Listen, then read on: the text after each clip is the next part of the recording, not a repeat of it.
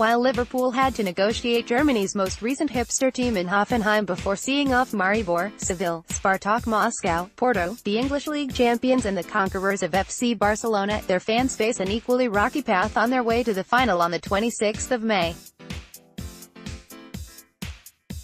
To get to Kiev, our fans, many of whom have already been around the continent several times to qualify for final tickets, have to undergo several dramas to secure their trip to Ukraine's capital.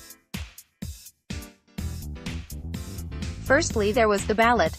Many of my friends spent Friday staring at their screens wondering why the Willy Wonka golden ticket email hadn't arrived. Successful candidates then saw their hotel rooms, booked months earlier, cancelled in lieu of higher costs. One friend of mine has a room guaranteed by Bookings.com or some such but is receiving hourly requests from her hotel to cancel it. As she told me yesterday, having the room secured by contract is one thing, but quite another when faced with a shrugging concierge 1,700 miles from home. Sometimes, I think Jurgen and the lads had the easy job. It's easy to point the finger at the accommodation issue, but it's harsh to do so at the club. They're not responsible for hundreds of hoteliers suddenly realizing that the third week of May is actually Christmas, and that thousands of thirsty Reds will be seeking bed and board. Most importantly, many will be prepared to pay practically anything for it. And that's if they get there at all. Got a ticket? Yes. Got a hotel room which is going to be there when you are and hasn't been hiked up by an opportunistic company? Great. Now, how are you going to get there? Liverpool are the unluckiest club when it comes to recent Champions League final venues. Firstly, there was the Ataturk Stadium in the middle of what looked like a secret film set for a faked moon landing. Then there was the debacle of Athens with people booking holidays in neighboring countries and coming over for the day. Now we are playing in a city where there are no seemingly direct flights from Northern Europe. It's important that Eastern Europe be catered for when the conversation about potential stadia are discussed, but can we just have one near a direct and affordable flight? I mean, we all love the stories of Liverpool traveling to Rome via luggage racks on two-day trains and hitchhiking etc., but that was in 1977 when people still wore rosettes and hand-knitted cardigans. This is supposed to be the modern game where comfort and safety are paramount.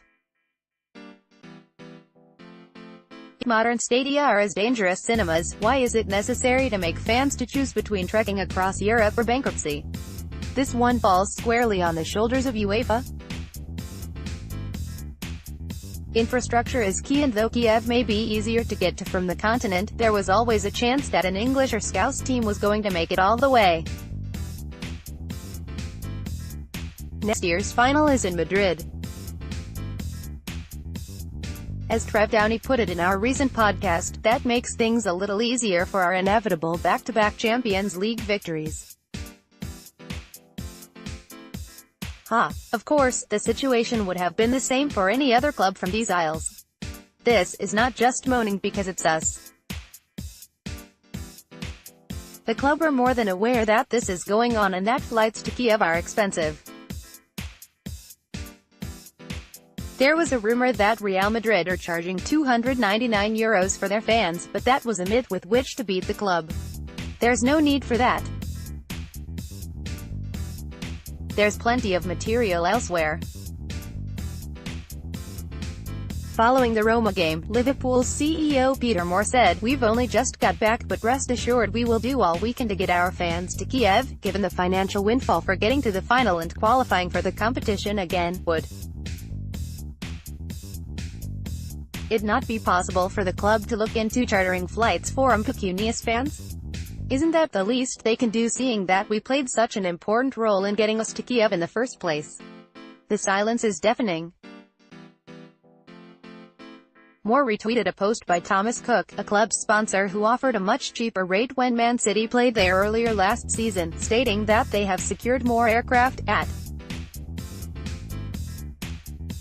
a higher cost, which is reflected in the higher price for supporters. What is distressing about this is that it suggests that this is a recent development or, put plainly, an afterthought.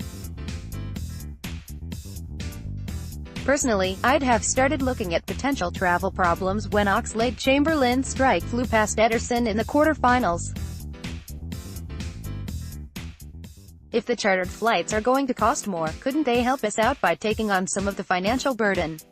After all, a loud and vivacious Kiev is in their interest as much as ours. Seemingly not. We've got the extra flights, but you're going to have to pay through the nose for them. Any chance of some help with that? When you walk through a storm, hold your head up high. Kiev will be full of Reds despite all this, and the club knows this. They will have their communications and media teams on the ground showing the carnival of red around the city and highlighting how great our support is.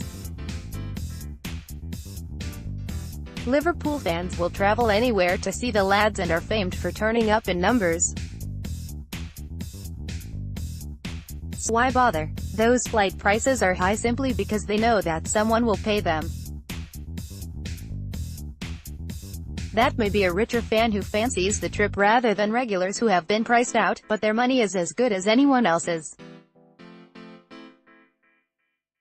I just wish the club could do more other than sitting back and shrugging their shoulders. Hotels are out of their remit, but since we allow the Thomas Cook logo to appear next to our badge, someone needs to be doing more. I don't mean Tony Barrett. Tony has traveled all over Europe long before he became a journalist and, more recently, an employee of the club, so knows only too well about the difficulties to travel for LFC.